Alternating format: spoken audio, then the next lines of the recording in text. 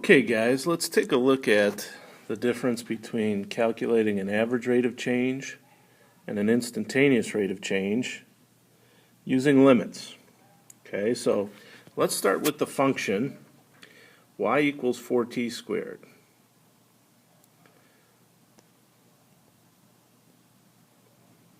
Bear with me here. Okay, so let's calculate the average rate of change of y equals 4t squared on the interval from 0 to 3. Okay? Well, average rate of change is simply a fancy slope question.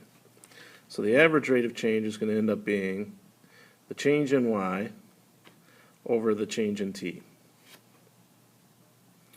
Okay, so the change in y is going to be the function at 3 minus the function at 0. Okay, and the change in t is simply going to be 3 minus 0. Okay, so we end up with 4 times 9 on the top, which is, of course, is 36, and then 4 times 0. So the top is just 36. Don't mind the bell there. And the bottom is 3, so our average rate of change on this comes out to be 12. And of course, if I involved units, then you'd want to involve units in your answer. Okay? Now, instantaneous rate of change, that's a different story. Same function. Let's say y equals 4t squared. Okay? But let's say we want the instantaneous rate of change specifically at a time of 3. Okay? So instantaneous rate specifically at 3. That's where we're going to play some calculus here. We're going to have some limits. We're going to take the limit as h approaches 0 of our function at x plus h. Well, the h value here is 3, so our function at 3 plus h, so that will be 4 at 3 plus h squared, minus our function at x. Well, the x value again is 3, so that'll be our function at 3. And that's all over h. So if we simplify some algebra here, we're going to have the limit as h approaches 0 of 4 times 9 plus 6h plus h squared minus 4 times 9, which of course is 36, all over h. Keep working. We have the limit as h approaches 0. Now, distribute the 4, we're going to have 36.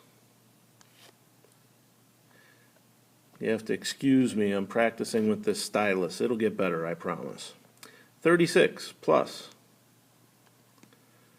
24h plus 4h squared minus 36 all over h. So we should have some things start to cancel at this point if we're doing things right. So you see those 36s, they're going to cancel, right? So we're going to be left with the limit as h approaches 0 of 24h plus 4h squared all over h. So you need to ask yourself, is direct substitution an option at this point? And you should say no, because you can't have division by 0. So let's factor in h out of the top.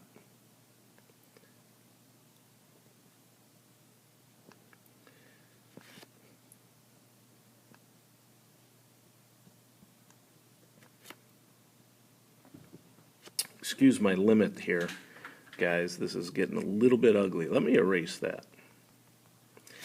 Okay.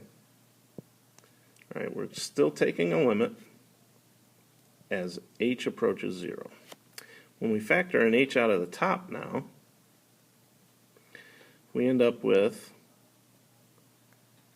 24 plus 4h inside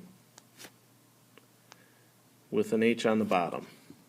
Now that's a good thing. Those h's are going to cancel now, and we're going to be left with the limit as h approaches 0 of 24 plus 4h. Now we can do direct substitution. If we plug in 0 for h now, we find that our instantaneous rate of change at a time of 3 is equal to 24. Okay? So again, average rate of change is a fancy slope question. You should do the change in y over the change in t. Instantaneous rate of change, however, that's where calculus comes into play, is a limit question. Okay? All right, so hopefully this problem will help you along. Okay? And there will be many more examples to come.